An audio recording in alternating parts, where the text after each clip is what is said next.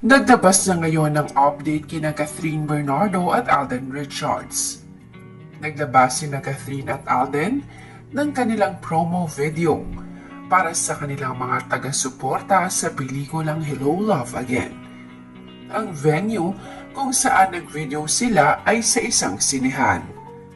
Nakaayos nga ang dalawa at talaga nga namang pinaghandaan nila ang nasabing video shooting kabilang narito para sa kanilang promotion.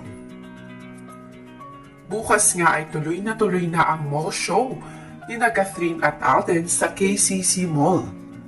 Mayroon silang gaganapin ng alas 4 ng hapon at mayroon din silang gaganapin ng alas 6 ng hapon.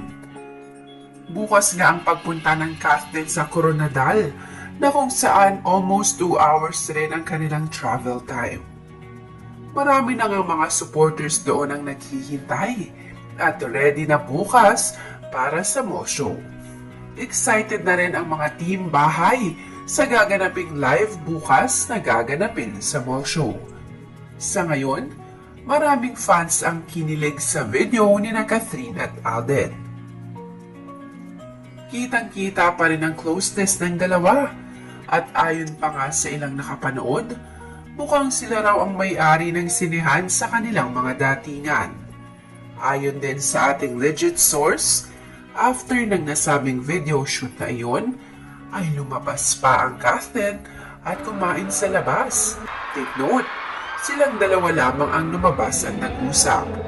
Ayon pa sa ating legit source, ay pupunta mismo si Alden sa bahay ni Catherine bukas para sabay na sila magpunta sa airport para sa kanilang flight papunta sa Coronadal. At ayon pa sa ating rinig, mukhang pinaghandaan raw ng dalawa ang kanilang mall show bukas sa Mindanao at talaga namang nag-practice sila dito para mapasaya ang mga kababayan natin doon. Bibihira lang daw kasi silang mag-mall show sa malayo, lalo na sa Mindanao. At alam naman natin, nakakatapos lamang ng bagyo na manalanta. Kaya naman, isa ito sa kanilang way para mapasaya rin ang mga taga Mindanao. Kaya naman marami tayong aabangan na ayuda bukas sa Catherine. At may aabangan na naman tayo na ayuda sa dalawa. At ano na naman kaya ang mga the moves ni Tisoy para kay Catherine. Kabang-abang nga ito para sa lahat, lalo na sa fans nila sa team bahay.